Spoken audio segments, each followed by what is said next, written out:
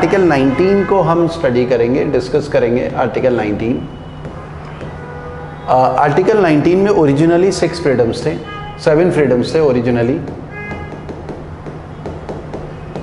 Originally 7 freedoms थे और present में एट प्रेजेंट 6 फ्रीडम्स है।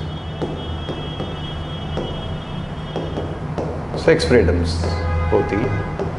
तो एक जो फ्रीडम हटाई गई थी वो 44th कॉन्स्टिट्यूशनल अमेंडमेंट एक्ट 1978 में हटाई गई थी।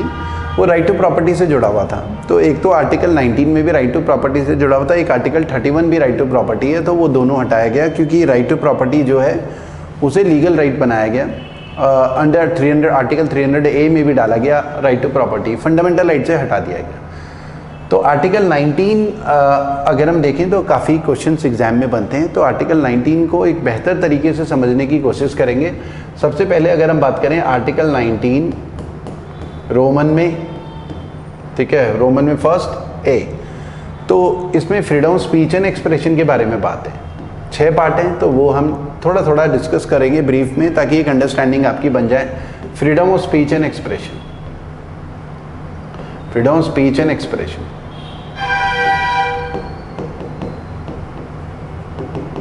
ठीक है, freedom of speech and expression, ये पहला जो आर्टिकल 19 का राइट है, ये बात करता है कि हमें बोलने की आज़ादी है। Freedom of speech and expression. अब बोलने की आज़ादी का मतलब क्या है, इसका मतलब क्या होता है कि क्या किस तरीके से समझें।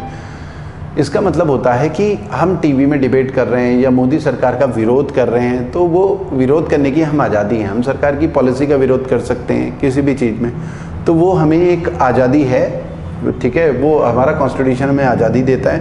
तो ये डायरेक्टली जुड़ा हुआ रहता है freedom of speech and expression, समझ लो मीडिया से। मीडिया हमारा प्रिंट मीडिया, इलेक्ट्रॉनिक मीडिया हो सकता है।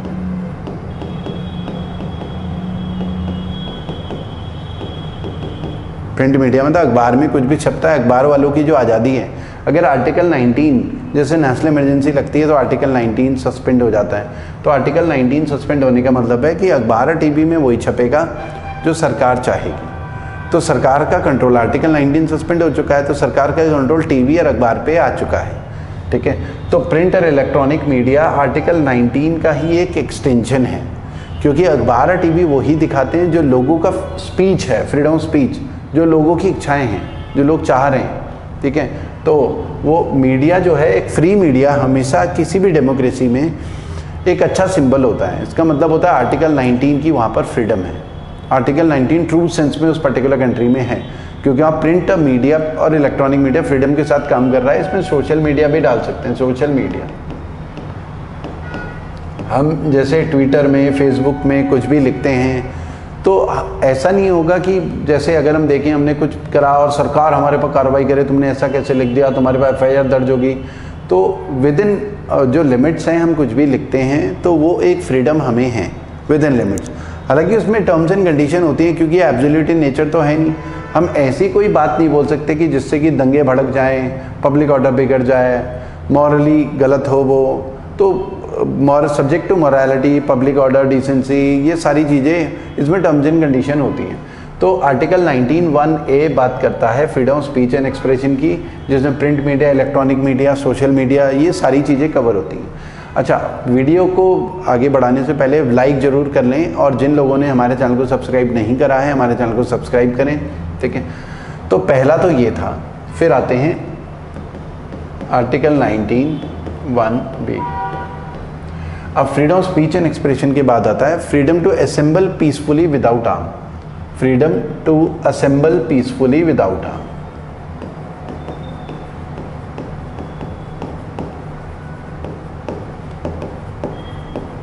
Without arms. तो हमारा कॉन्स्टिट्यूशन हमें आज़ादी देता है कि हम पीसफुली असेंबल हो सकें विदाउट आर्म, बिना हथियारों के। कई लोग मैरिज फंक्शन, बर्थडे पार्टी या दोस्तों की गैदरिंग है, तो हमारा कॉन्स्टिट्यूशन हमें आज़ादी देता है कि हम पीसफुली असेंबल हो सकें बिना हथियारों के।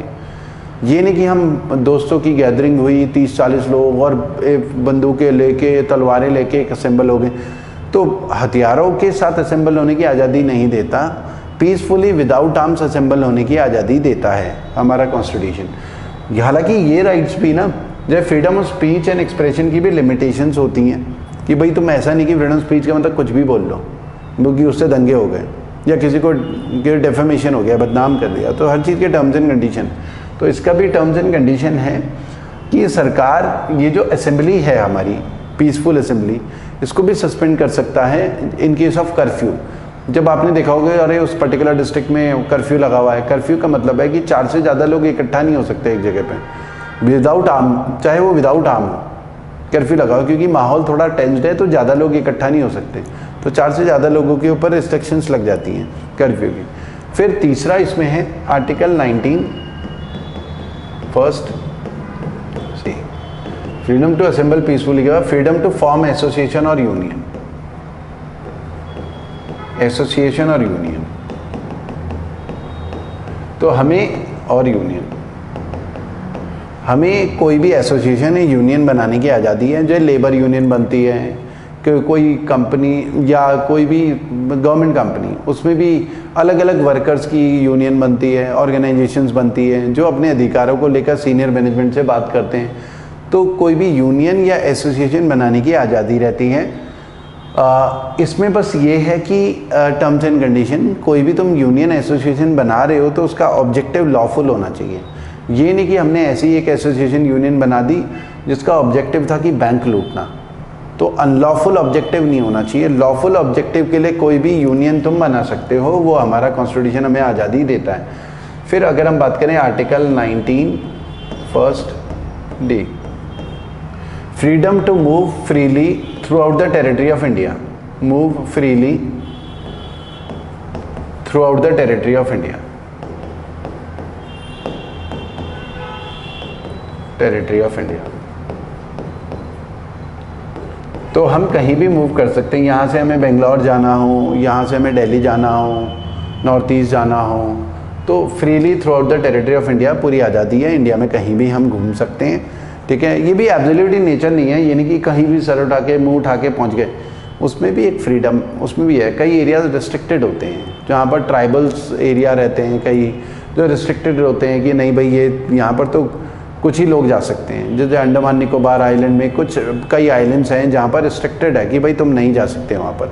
हम ऐसा नहीं बोल सकते आर्टिकल 19 क्लॉज 1 डी के तहत हमें पूरी फ्रीडम है, क्योंकि ये एब्सोल्यूट इन नेचर नहीं है, इसमें टर्म्स एंड कंडीशन अप्लाई होती हैं। ठीक है, तो एक तो ये आर्टिकल है, सब में टर्म्स एंड कंडीशन है। उसके अलावा आर्टिकल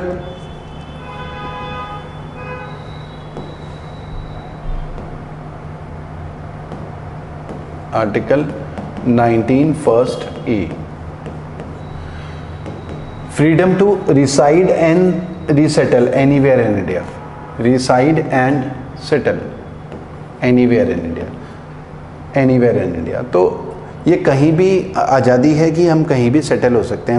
मुंबई गए, मुंबई में घर लिया, वहीं सेटल हो गए। कलकत्ता गए, कलकत्ता में घर लिया, वहाँ सेटल हो गए।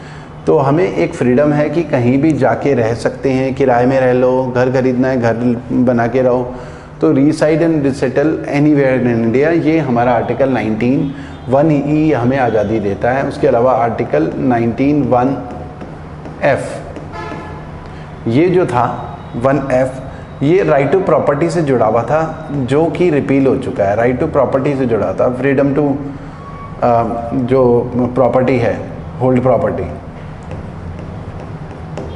इससे जुड़ा हुआ था, तो ये अब रिपील हो चुका है बाय 44th CAA 1978। एक आर्टिकल 31 भी था राइट टू प्रॉपर्टी के लिए अलग से, तो वो भी रिपील हुआ था।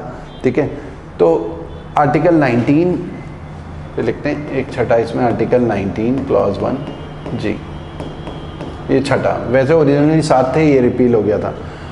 Freedom to practice any profession, freedom to practice any profession,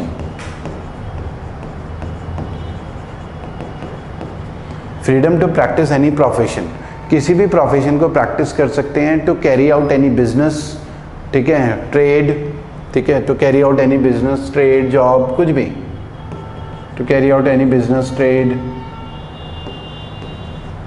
तो हम कोई भी बिजनेस प्रोफेशन फॉलो करने की आज़ादी है। इसमें भी टर्म्स एंड कंडीशन है कि हर कुछ बिजनेसेस या ट्रेड करने के लिए हमें अलग से सरकार का लाइसेंस लेना होता है और वो लिमिटेड लोगों को ही सरकार देती है। जैसे केमिस्ट की शॉप खोलनी है, हम ऐसा नहीं बोल सकते हमें फ्रीडम है और हम दवाइयाँ बेचना स्टार्ट कर दें। उसके लिए लाइसेंसिंग, उसका प्रोसेस बिल्कुल अलग है। या हम लीकर की शॉप खोल दें, लीकर बेचना स्टार्ट कर दें, उसके लिए लाइसेंसिंग अलग होता है। तो कुछ चीज़ों में टर्म्स एंड कंडीशन है, ऐसा हमें एब्सोल्यूट फ्रीडम नहीं होंगी। ये ओवरऑल अगर हम देखें, ये जो 6 फ्रीडम है, ये जो 6 फ्रीडम्स है, they are not absolute in nature, absolute in nature. Absolute in nature का मतलब है सब में